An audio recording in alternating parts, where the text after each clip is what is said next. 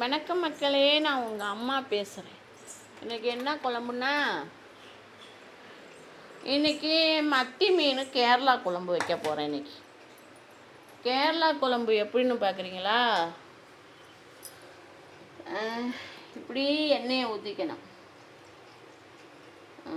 எண்ணெயை ஊற்றிட்டிங்கன்னா இப்போ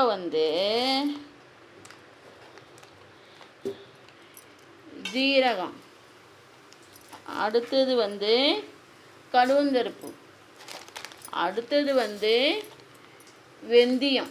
மக்களே போட்டாச்சுங்களா? இது கேரளாவுக்கு மீன் குழம்பு. நான் மீன் குழம்புல 2-3 வகை மீன் குழம்பு வைப்பேன். 3-4 வகை வைப்பேன் மீன் குழம்பு. இன்றைக்கி என்னென்னா, நாங்கள் கேரளாவுக்கு போனப்போ இந்த மீன் குழம்ப சாப்பிட்டோம். ரொம்ப பிடிச்சிருந்துச்சி மக்களே. இப்போ என்ன பண்ணுறோம், இதில் என்ன போட போகிறேன், பூண்டு, வெங்காயம், பச்சை மிளகா இதில் வணக்க போகிறேன்.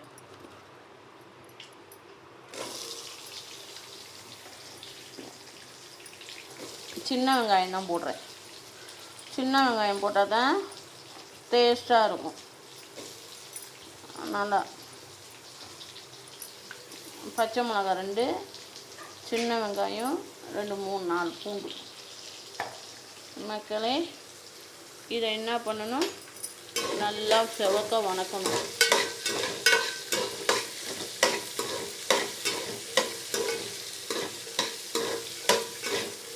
இன்றைக்கி என்ன மீனுன்னா மத்தி மீன். எல்லா மீனோட மக்களே மத்தி மீன் தான் உடம்புக்கு ரொம்ப நல்லது மக்களே. அதனால் இன்றைக்கி மத்தி மீன். இதில் என்ன போட்டிருக்கோம் பார்த்தீங்களா? இது சின்ன வெங்காயம், பூண்டு, பச்சை மிளகா, தாளிப்பு ஜீரகம், வெந்தயம், கடுகு தாளிச்சு. இது நல்லா செவந்த உடனே மக்களே நம்ம கொஞ்சம் எண்ணெயை கொஞ்சம் ஊற்றுக்கும். இது நல்லா செவந்த உடனே மக்கள் என்ன செய்வேன்னா, தக்காளி நம்ம வணங்கக்கூடாது. இந்த பாருங்கள் எப்படி வெட்டியிருக்கோம் பாருங்கள். தக்காளி இந்த ஷேப்பில் தான் வெட்டியிருந்தாங்க கேரளாவில். இந்த எப்படி வெட்டியிருக்கோம் பாருங்கள். தக்காளி நல்லா வணங்கக்கூடாது. நல்லா வணங்காமல் இந்த ஷேப்லேயே தக்காளியை போட்டு இது பண்ணணும்.